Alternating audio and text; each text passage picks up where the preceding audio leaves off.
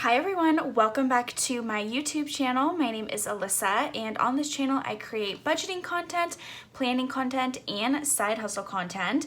If any of that sounds interesting to you and you haven't done so already, make sure you hit that subscribe button in the bottom right hand corner and give this video a big thumbs up. Both of those actions are 100% free, but it really does help out my YouTube channel. So on this video today, we will be closing out the first 2 weeks of May 2023. These are all of my expenses for the first half of May, and I calculated it all down here based on the highlighter method from the Budget Mom. So as you can see, all of my inflow is going to be on the deposit side and my withdrawals are on the middle side here next to the deposits, or my transactions of basically where I just spent my money.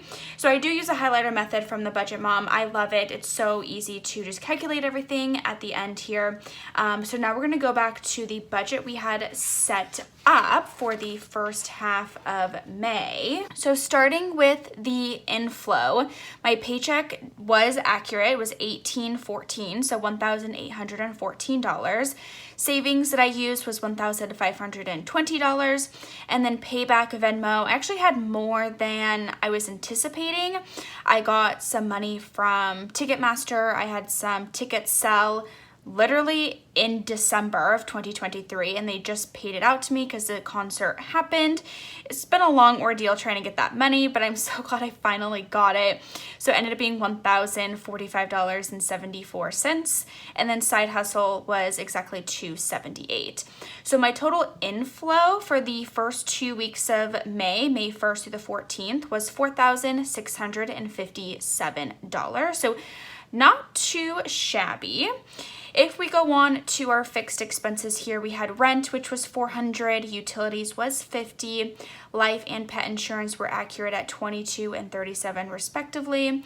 Student loan was $125, and then we had Acorns, which was $40, Merrill Lynch was $80, and therapy was $25. So fixed expenses, we hit it on the nail there. Everything came out exactly as I had anticipated. So the total for the fixed expenses for the first 2 weeks was $779. You take that, subtract it by the inflow, it gives you $3,878. Moving down to variable expenses here, we had grocery came in at $108. So I'm really happy. We were $42 under budget with grocery.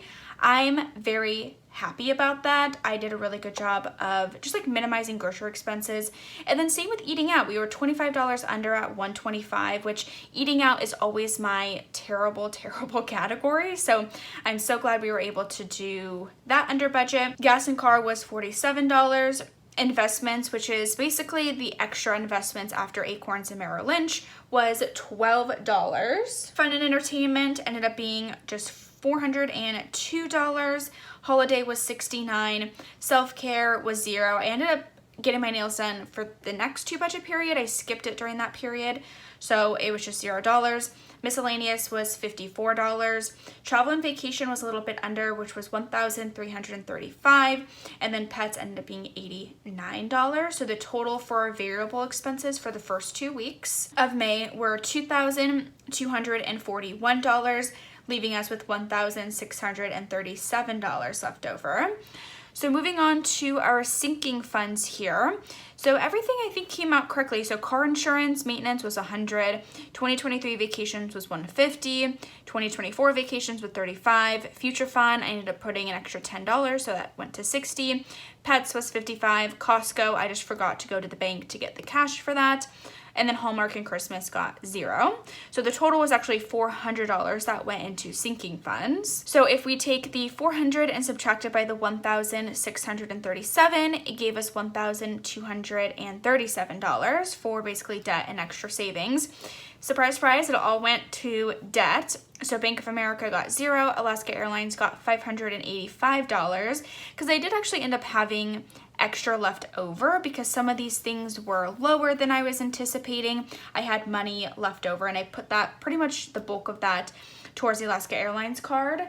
And then I put the full amount, the $653, which was basically what I had got paid out from Ticketmaster. I put that full amount towards my Discover card, which left me with $1,000, or I guess in total towards debt, I put $1,238 versus I had budgeted $251. So almost $1,000 more towards debt than I had anticipated.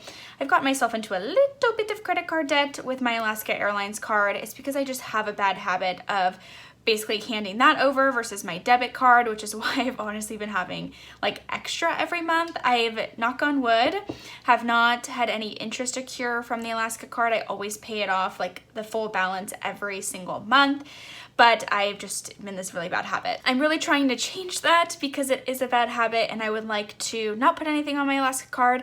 It's just really hard, and I know like David Ramsey, I've not read any of his books, but I do know that he feels that the like mileage or cashback cards aren't worth it. I do disagree, but I also understand where he's coming from because I'm in this mentality of like, well, if it's like under $20, I'll just give over my debit card, but if it's more than that, I'll hand over my Alaska card because then I get the miles for it, and miles pay for flights.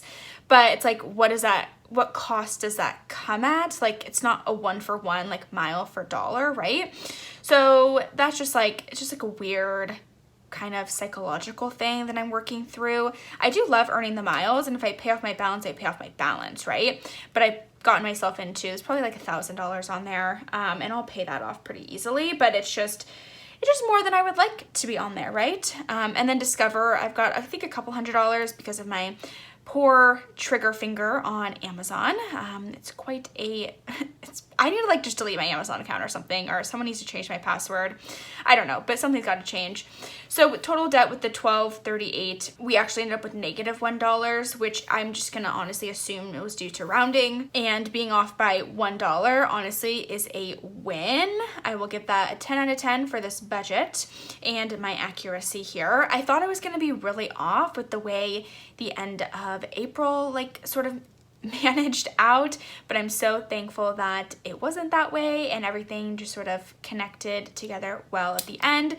And I think that's about everything. So make sure you have hit the like button, hit the subscribe button, and leave me a comment at the bottom of how your May is going. I'd be really interested to see, you know, if you guys are sticking to it. I know with summer coming up, and even in these, like now we're in the next 2 weeks of May, it's just getting more and more expensive. So I think I need to sort of reprioritize my sinking funds and put more towards like future fun so I can have more fun this summertime. And I don't have that many more vacations for the year. So I'm hoping what I have this far will carry me through. So that's everything. I hope you guys enjoyed this video, and I will see you in my next one real soon. Bye.